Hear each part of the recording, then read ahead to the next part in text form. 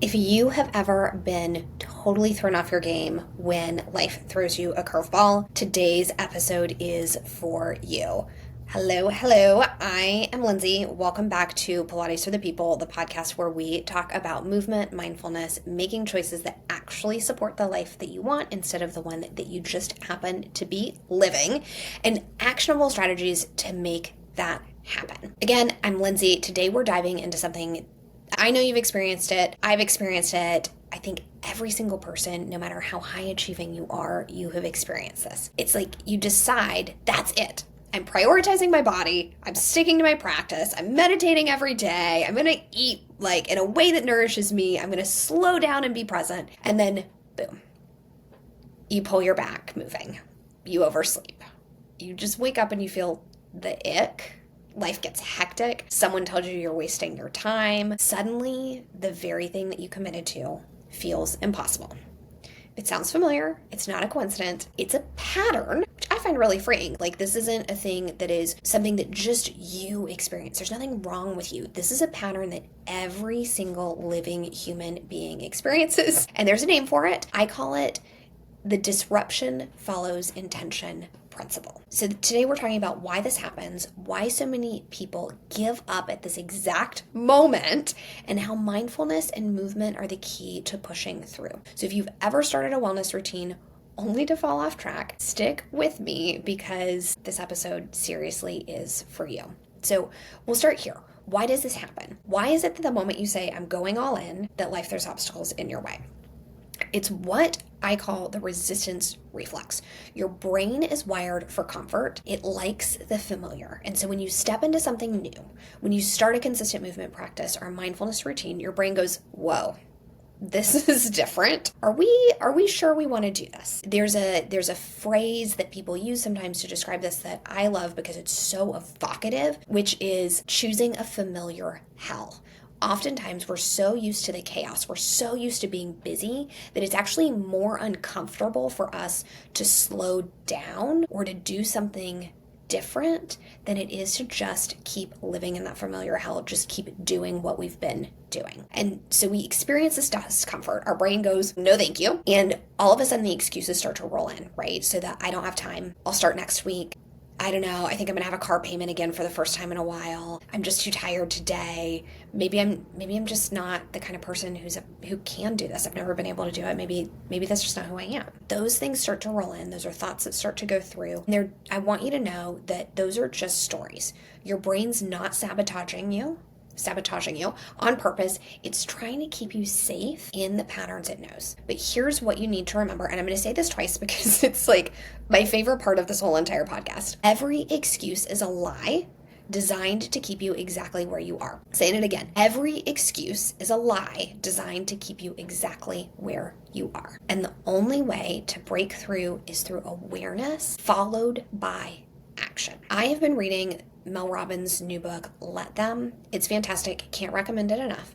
But I love that in this book, she says we waste so much energy trying to control what's outside of us. We're trying to control what people think, how they react, whether they support our choices. But the truth is, if someone doesn't get why you're prioritizing movement, let them. If friends don't understand why you'd rather go to Pilates than happy hour, let them. If old habits try to pull you back in, let them. But don't let them win. Instead of worrying about things that are outside your control, focus on what you can control, how you move, how you breathe, how you show up over and over and over again. Because here's the thing about mindfulness and movement. They only work when you do. You have to show up for your practice in order for your practice to show up for you. So let's talk about this truth bomb, which is that disruption follows intention. This disruption follows intention principle has helped me overcome so many false starts, or the fact that I know it exists. The fact that I know, okay, disruption is going to follow this intention that I set. I set this big goal, or I set even this small goal. I set this goal. I know that disruption is going to follow intention. And so I'm going to be able to push past the resistance that my brain has to that change faster because I know it's coming. So the disruption follows intention principle, though,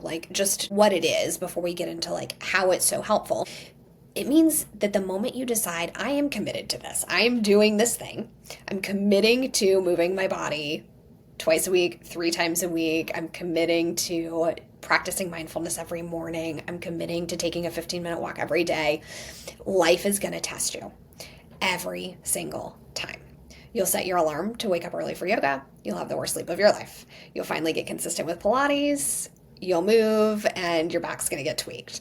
You commit to slowing down and being present. Work emails triple overnight. It just happens. Perhaps you joined a studio in the fire marshal. Shut them down. Disruption follows intention. And here's the thing. Most people see these disruptions as signs to stop, but they are actually signs to double down. When challenges show up, don't say, see, this isn't the right time. Instead say, there it is. There's the test. Let's go.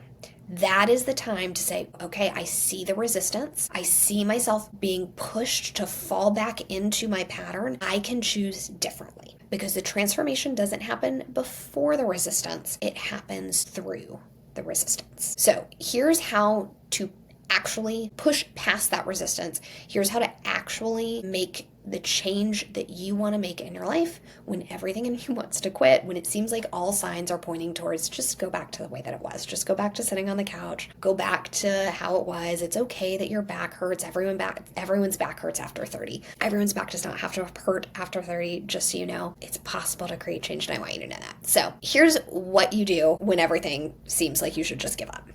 1, expect the resistance. So instead of being surprised when obstacles show up, assume that they're going to. When they do, see it as proof that you are on the right track. Use the 5-second rule. This is another Mel Robbins classic. When you feel yourself hesitating, count down 5, 4, 3, 2, 1, move. Whether it's rolling out your yoga mat or just taking a deep breath, action disrupts hesitation. Count down, make the thing happen. Commit to one breath, one movement at a time. If your whole practice feels overwhelming, shrink it. Instead of I need to do a full hour, say I'll do 5 minutes. Instead of I have to be perfect, say I'll just start. Instead of I have to get to a class at the studio, say I'm going to watch an online recording. Or I am going to go find an outdoor class. Or I'm going to do the ab series of 5 so that I'm getting a little bit of movement in. Because movement's not about perfection. It's about presence, and it's about commitment over the long term. Your practice only works when you do it. So here's your challenge. What is one small mindful movement you can commit to today? No excuses. Maybe it's one deep breath before you check your phone. Maybe it's rolling out your mat for just 5 minutes. Maybe it's simply not hitting snooze.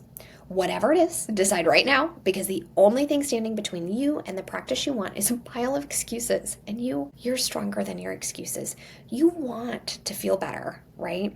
You want to have more energy, right? You want to push past the resistance, yeah? Yes.